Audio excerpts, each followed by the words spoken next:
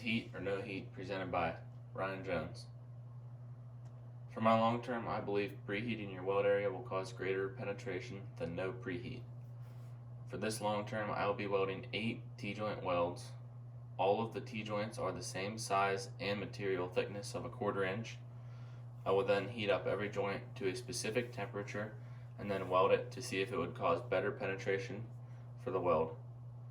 To measure temperature, I have this heat gun to let me know when it is at the proper temperature.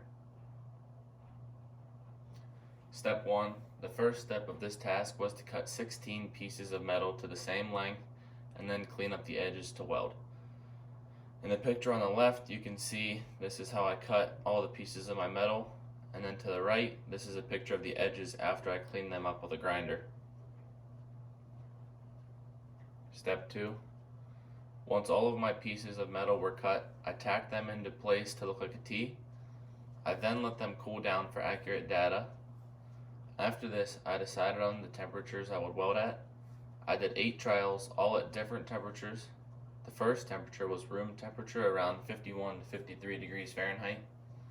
Then I went to 100, 200, 300, 400, 500, 600, and 700 degrees Fahrenheit.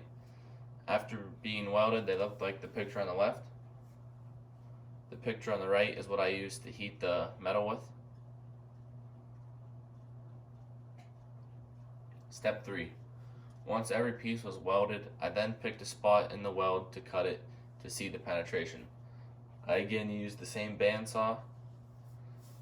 On the picture on the left, you can see if they're being cut in half, and then on the right, I used baking soda to clean the weld so you can see the penetration. Now that every piece has been cut and cleaned, I need to examine them to see if preheating your weld area will cause better penetration.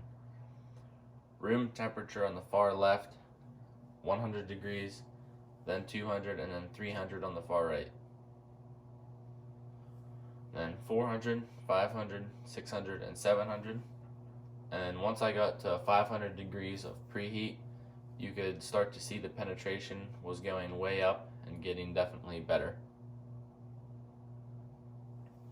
On the left, that picture I would consider full penetration. As you can see, the metal is melted together really nicely, and there's not a fine line going down the base metal.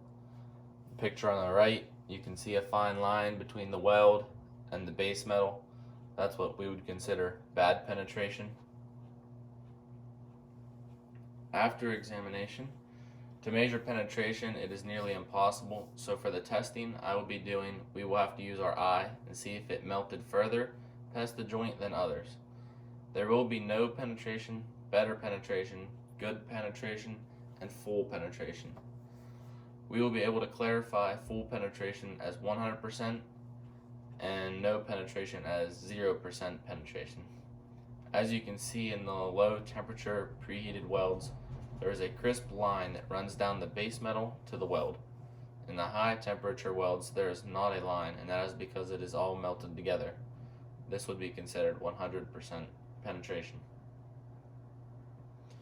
Here's my graph. You can see nothing was below 20% penetration. That's because if it was 0, then the metal wouldn't be held together at all. And then once I got to 500 degrees Fahrenheit of preheat, it started jumping up a little bit quicker. And then once I got to the 700 mark, it was definitely penetrating way better.